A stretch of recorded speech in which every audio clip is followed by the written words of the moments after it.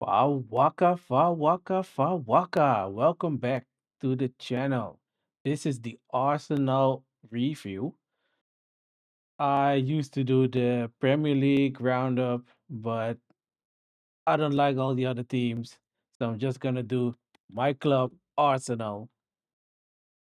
The Premier League is back finally after a summer of watching boring Club World Cup and some women Euros with some very hilarious penalty shootouts. We are finally back with some Premier League action. So let's just enjoy that the real football is back and also that we have 3 points in the bag. We went to Old Trafford, which was a hard fixture for the first game of the season, but luckily we beat them 1-0, 1-0 to the Arsenal.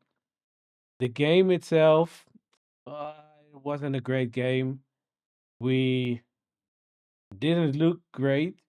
We couldn't keep the ball. We couldn't really dominate like we used to.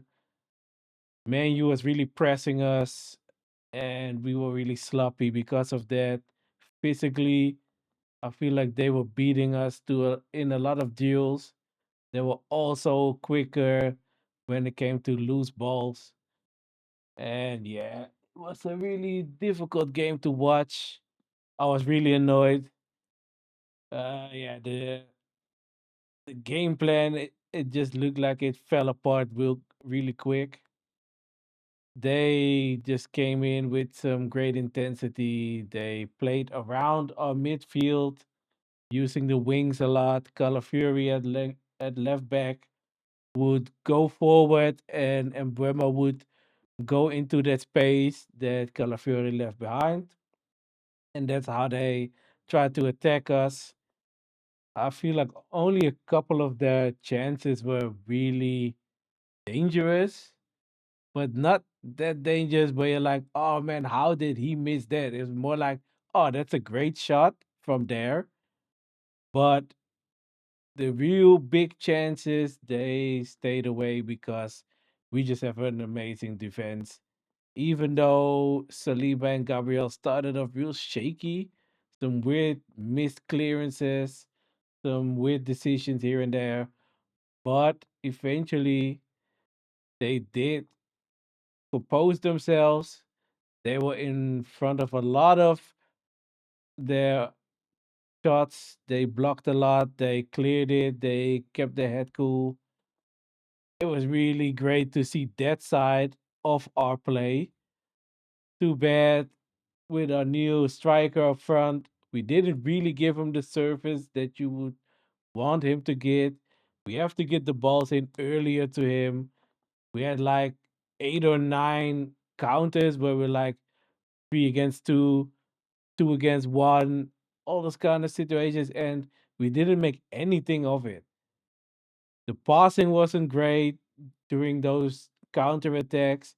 The runs weren't ideal either. So we really have to work on that because the way our team is now, that's how we really can hurt opponents with Gyökeres being at his best when we are on the counter.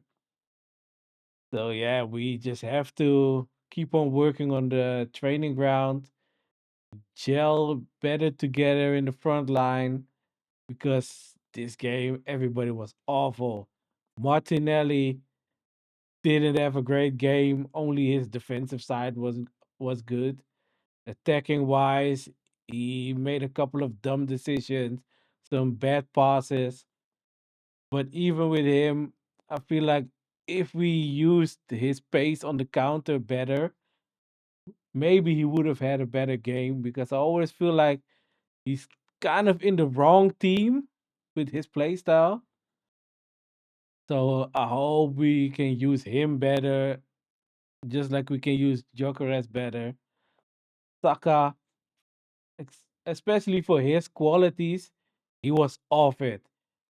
The moment I saw him get the ball on one of those transitions and Mason Mount just stuck a foot out, and that was enough to dispose Saka of the ball. I was like, this is not gonna happen for him. Mason Mount shouldn't be locking you down.